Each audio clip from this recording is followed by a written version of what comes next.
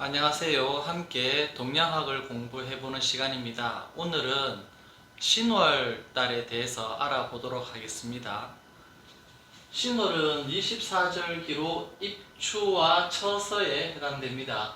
24절기에 대한 내용으로 통변하는 것은 절기서당 책을 읽어보시고 하시면 될 것 같고요.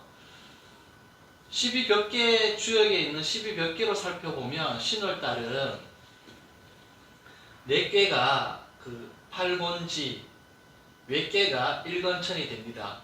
5월달에 땅 아래에서 4개를 땅 아래 상황, 외개를 하늘 땅 위의 상황이라고 제가 말씀을 드렸죠. 그렇게 보자고.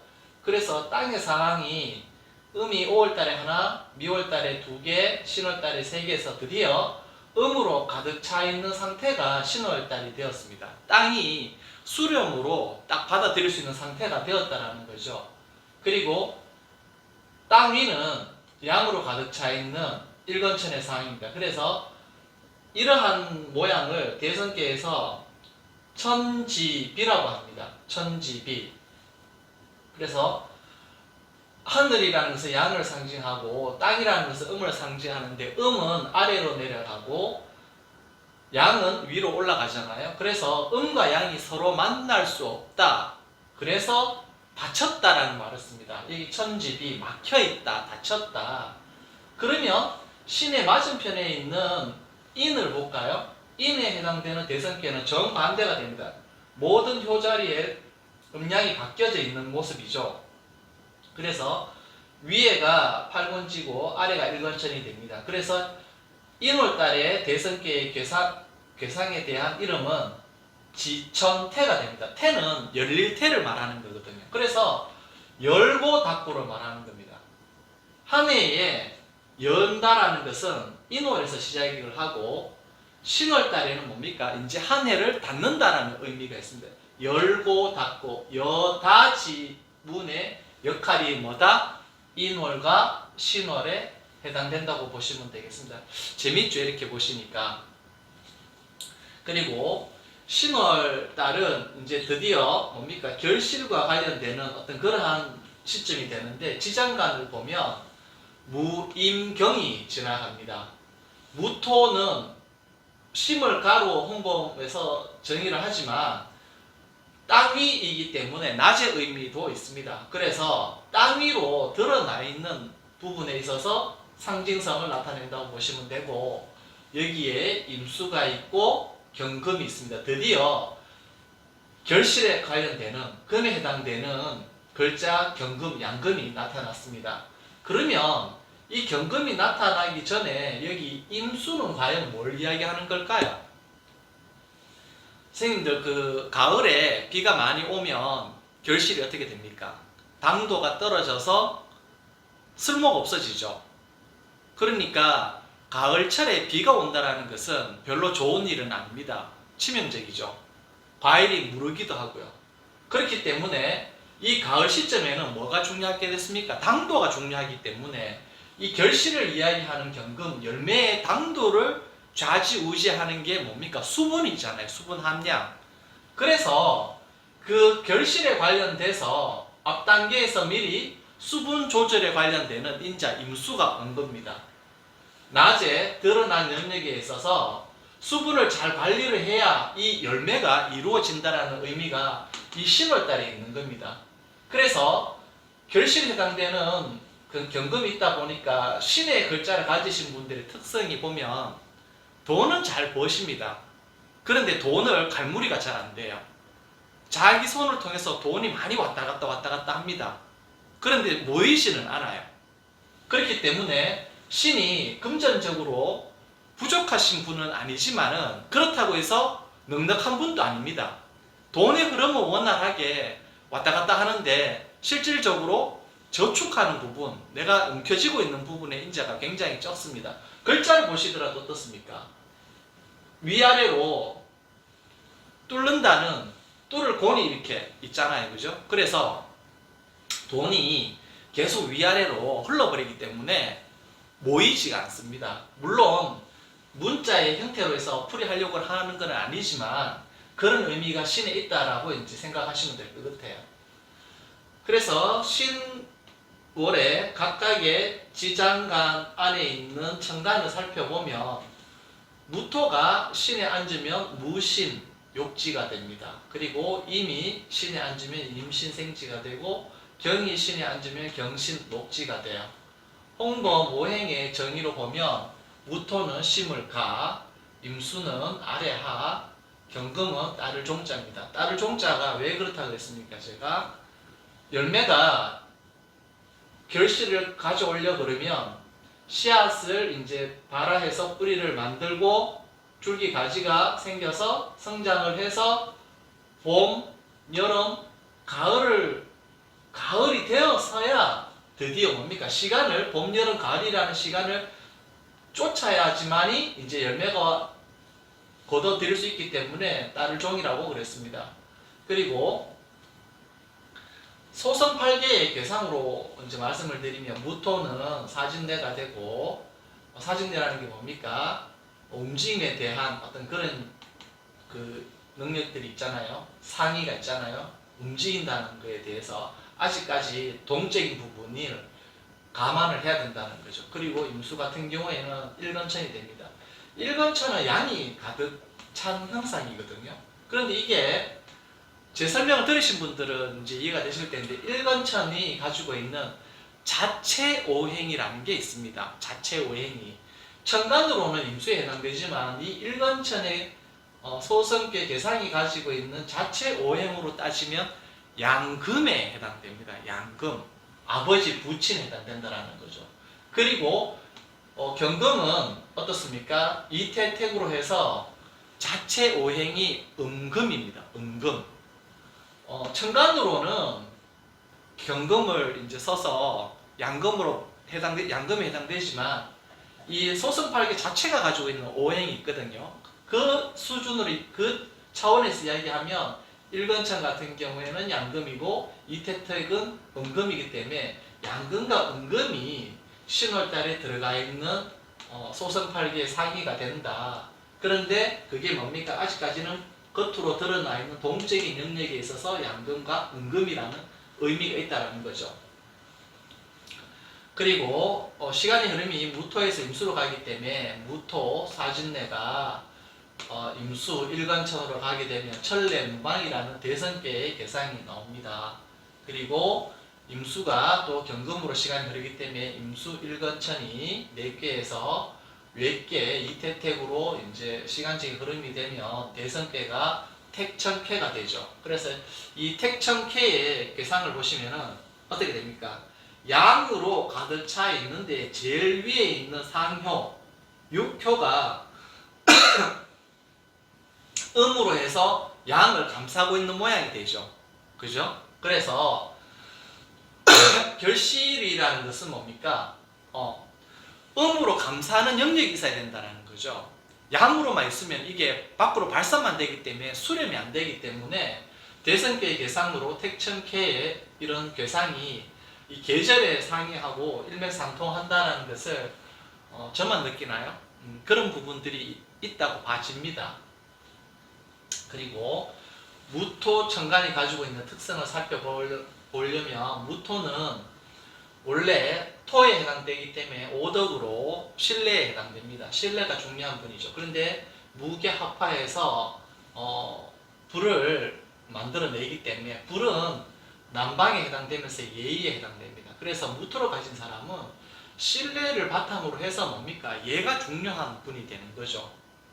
그래서 오운으로는 숫자가 5, 7이 되고 무토가 5, 7이 되고요. 개수는 6과 2가 됩니다. 그래서 이 숫자가 이제 그 어떤 숫자라는 것이 이제 드러났으면 해석하기 위해서는 이 숫자를 다시 천간으로 전환해서 살펴보시는 게 훨씬 이제 또 연상하시기 좋기 때문에 5는 무토, 7은 병화, 6은 개수, 2는 정화해서 무토로 쓰시는 분은 어떻습니까? 인생의 판도가 무토, 병화, 개수, 정화를 쓰면서 본인의 기본 인생에 대해서 진행해 가시는 분이다. 그리고 정화 같은 경우에는 임수 같은 경우에는 임수가 지혜를 주관하잖아요. 오덕 중에서. 그런데 이 임수는 정화와 합을 해서 정임합목, 목은 동방의 오덕 중에 인의 사랑에 해당됩니다. 지혜가 중요하신 분인데 이 지혜를 뭘로 드러낸다? 사랑으로 드러내시는 분이 임수를 가지고 있는 분의 특성이 됩니다. 그래서 정화가 오운의 2와 8에 해당되고 임수가 1과 3에 해당됩니다. 그래서 천간으로 풀어서 표기를 해드리면 2 정화, 8 을목, 1 임수, 3 간목에서 임을 쓰시는 분은 본인의 인생의 큰 흐름이 4등분 했을 때 정화가 4분의 1, 또 나머지 4분의 1이 을목, 또 4분의 1이 임수, 4분의 1이 간목해서 전체를 4등분 했을 때 정화, 을목, 임수, 간목으로 해서 흘러간다. 그리고 경금을 쓰시는 분은 을경합금에서 경금이 의리를 중시하잖아요. 그런데 금을 또 만들어냈어요. 그러니까 경금을 가지고 있는 사람은 의리를 굉장히 중시하는 분입니다. 의리에서 시작했는데 의리로 끝났잖아요. 그래서 을목이 오운의 8사가 되고 경금이 9구가 됩니다. 그래서 8은 을목이 되고 4는 신금이 되고 9 경금 경금해서 경금을 쓰시는 분은 자기 인생의 판도가 을목, 신금, 경금, 경금 이러한 구성으로 해서 자기의 1년도 저렇게 4등분해서 지나가고요. 평생의 어떤 밑그림도 이렇게 해서 지나간다고 보시면 되겠습니다. 근데 이 신월달에 각각의 천간에 대해서 너무 치중하게 되면 자체가 가지고 있는 신금에 대한 어떤 그런 영향력을 고려하는 부분에 있어서 좀 미진한 부분이 많습니다. 그래서 아무리 무토의 특성, 임수의 특성, 경금의 특성이 있다 하더라도 이 세 지장간은 뭡니까? 신을 바탕으로 해서 그 특성이 드러나는 거죠. 그래서 체가 되는 신금의 육기를 살펴보면 신은 신에서 출발해서 인으로 가기 때문에 신은 인으로 갑니다. 그래서 신금에 해당되는 육기는 숫자가 9와 7이 되고 인에 해당되는 육기의 숫자는 3과 2가 됩니다. 그래서 이 숫자를 풀었으면 9 경금, 7 병화, 3 간목, 2 정화해서 신이라는 지지의 육기는 경금, 병화, 간목, 정화로 해서 지나간다는 거죠. 그래서 12지지에 이것들이 어떠한 세력으로 나타나는가를 보면 신을 기준으로 시작했으니까 경신, 록지, 경유, 왕지, 경술, 쇠지, 로광세가 되죠. 그리고 병화가 왔습니다. 그 다음에 병화니까요. 병화가 병해, 절지가 되죠. 그 다음에 병자, 태지, 병축, 양지가 됩니다. 그리고 간목 같은 경우에는 갑인해서 록지, 갑묘, 왕지, 갑진, 세지, 정화, 정사, 왕지, 정오, 록지, 정미, 반대 해서 이 신을 쓰시는 분은 수학을 거두는 시기에는 로광세로 해서 굉장히 왕성하게 어떤 본인이 잘 벌어들입니다. 그런데 병화가 제가 뭐라 그랬습니까? 병화는 목의 입장으로서는 전 항상 간목, 을목 입장으로 일간으로 생각을 하는 사람이니까요. 그래서 목생화니까 식상이잖아요. 식상이 어때요? 절지, 태지, 양지로 해서 굉장히 이게 세력이 약하잖아요. 예, 약하다라는 말은 그만큼 자기 활동력이 줄어든다 이렇게 이제 보시면 되는 거죠. 그래서 추수하는 시기인 결실을 거둬들이는 시기인 신유술 시기에는 본인이 왕성하게 이제 경금 같은 경우에는 관이잖아요. 관이 좋아가지고 힘을 썼지만은 그 다음 시기에는 어떻습니까? 식상은 그렇게 강하게 쓰지 않는 시기가 올 때가 있다. 그런데 요 시기를 지나고 나면 자기 자신의 어떤 비견겁제의 상황이 되는 간목에 보면은 로방세로 해서 세력이 굉장히 또 강해지고 있죠. 그죠? 그리고 본인이 또 활동하는 그 다음 시기인 정사, 정오, 정밀 때는 왕록, 관대로 해서 또 강합니다. 그래서 여기 신에 해당되시는 분은 자신의 자아도 굉장히 강하고요. 자기 주장이 강하죠. 왕지가 있다는 것은 뭡니까? 물론 최고의 기운을 구가한다라는 의미도 되지만 왕지 있는 분들의 특성에 보면 낱말을 잘 안 들어요. 자기가 최고이기 때문에. 그래서 좀 고집불통, 천상천하 유아독존, 독선, 독당, 벽창호 이런 느낌들이 있습니다. 그러니까 왕지라고 해서 다 좋은 건 아닙니다. 본인이 재물적으로 굉장히 약해 있는 시기가 되는데 벽창호다, 천상천하 유아독존이다, 내가 제일 잘났다, 낱말을 안 듣는다, 조언을 안 듣는다, 어떻게 되겠습니까? 잘못하면 완전히 망할 수가 있습니다. 왜? 객관적으로 판단이 안 되는 경우가 있을 거 아닙니까? 남들이 다 말리는데 본인은 하겠다는 거죠. 물론 제가 말하는 것은 한 1, 2에 불과하지만 왕지를 쓰면서도 판단이 현명해서 잘 되는 경우도 있을 수 있겠죠. 다행스러운 경우인 거고. 그런데 왕지의 경우에 보면은 대부분 다 안 좋게 끝나는 경우들이 많이 또 보이더라고요. 그래서 이런 부분들을 한번 고려해 보셔야 된다. 무조건 강하다고 해서 좋은 것만 아니다. 수렴을 하고 다른 분들의 의견도 다 같이 이제 통섭을 하면서 현명하게 이제 돌다리도 두드려 가면서 조심조심 이제 가는 것이 현명한 것이지, 자기 고집만 내세운다고 해서 좋은 건 아닌 것 같습니다. 그리고 한 일례를 들어서 제가 이제 말씀을 드리면, 신월달에 6기가 경, 병, 갑, 정으로 이제 제가 기본적으로 월지에 해당되는 부분을 동그라미를 그렸습니다. 그러면 해시에 신월달에 태어났으니까 세칸 가서 예를 들어서 제가 해시에 태어나신 분이라고 예를 들었습니다. 그럼 해는 뭘 봅니까? 해에서 출발해서 사에 도착을 하죠. 그래서 해는 사를 봅니다. 해에 해당되는 6기가 6과 3이 되고요. 사에 해당되는 것이 2와 8에 해당됩니다. 그래서 풀었으면 6은 개수가 되고 3은 간목, 2 정화, 8 을목이 되죠. 그래서 해시가 여기 시점이니까요. 해시 기준으로 개수, 간목, 정화, 을목해서 빨간색 동그라미로 제가 표기를 했습니다. 그래서 신월달에 태어났는데 해시생의 예를 들어서 제가 설명을 드리면, 해시에 태어나신 분은 구조가 이렇게 되는데, 지금 글자로 표기가 되어 있는 부분이 신 맞은편에 있는 것들을 제가 보는 걸 좋아하거든요. 왜냐하면 이 시점은 출발 지점이고 이 시점은 출발점 맞은편상이 있기 때문에 이때에는 어떠한 상황일까, 그죠? 그런 부분들이 궁금해서 제가 예제로 드는 모든 경우를 전부 다 맞은편에 있는 글자에 해당돼서 설명을 드리고 있는 중입니다. 그래서 월지에 해당되는 갑을 채로 봤을 때 이 갑이 인에 있잖아요. 록지가 되고, 제가 월지라고 적었습니다. 시간도 보면 개, 갑, 정, 을인데 개, 갑, 정, 을, 또 갑이 왔습니다. 그래서 갑인이 되는 거죠.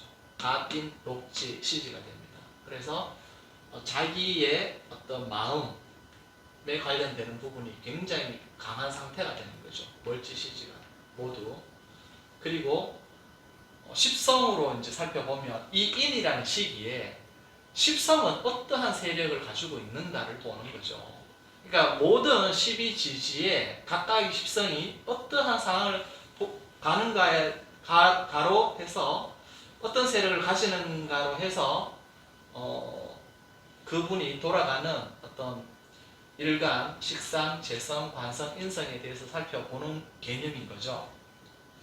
그래서 인월달에 갑, 나의 마음은 록지, 밖에 사회생활하는 을은 왕지가 되는 거죠. 로방으로 굉장히 강하죠. 이 시기에 이분은 일간이 굉장히 어떤 심적인 부분이 견고하고, 그 견고한 마음을 바탕으로 해서 밖으로 왕성하게 활동하시는 분이 되겠죠. 그리고 본인이 활동하는 어떤 그런 말하는 부분, 이런 부분들이 병한데 병이 인에 있으면 생지가 됩니다. 좋죠. 그리고 재성은 무인, 재성은 제가 어떻게 본다고 했습니까? 무토는 정화 같이 본다고 했습니다. 그죠? 그래서 정인과 같은 의미가 되죠. 그래 무인은 사지, 재성은 재물을 취하는 능력은 별로 그닥 그렇게 활발하지는 않다. 시기적으로 보면 사실 그 시작하는 시기잖아요. 시작하는 시기에 재성이 강할 수가 없습니다. 당연히 사지가 되죠. 그리고 이때 결과를 얻는 시기가 아니잖아요. 시작하는 단계인데. 그러니까 결과에 해당되는 경금, 직장에 관련되는 금금, 관성은 경인 절지가 됩니다. 새로운 것이 시작을 한다는 거죠. 도모하는 시기인데 이때 관이 좋을 수는 없습니다. 그래서 절지가 되고, 이민 같은 경우에는 병지가 되죠. 북방이 수인데 수가 이제 그 목에 해당되는 동방을 수생목해서 해주는 부분이다 보니까 세력이 어느 정도 있습니다. 그렇게 해서 십성으로 살펴볼 때 요 인이라는 시점에 해시에 태어났는데 해시에 태어났는 사람이 인이라는 시점에 가지는 십성의 영향력을 이렇게 살펴보았습니다. 오늘은 신금이라는 글자에 대해서, 신월에 대해서 간단하게 알아보았습니다. 수고하셨습니다.